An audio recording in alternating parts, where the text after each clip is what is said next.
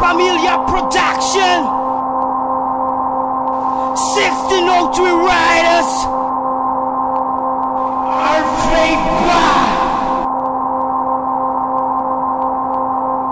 Pakinggan nyo to.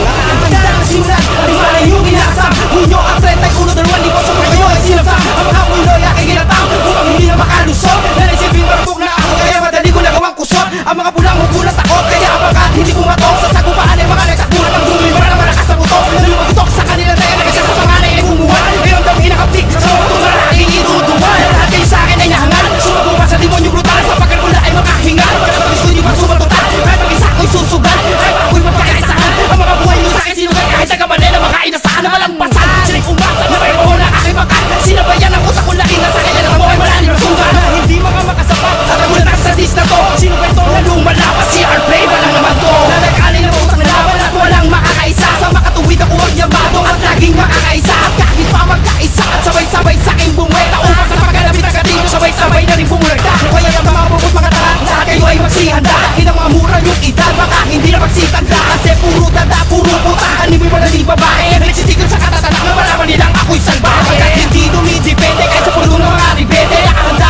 aking sarili kahit pagyaring ako'y madali. Ang bubot na nangili sa pateros ay hindi na mananatili. Aking magtatapoy gamit ang tapak na rinun sa akin na nanatili. Iisa walang kahalili, ang timonyong di matira. At hindi pa pinapanganak, ang sa akin titiba. Ay kanaluwag ang binigyan.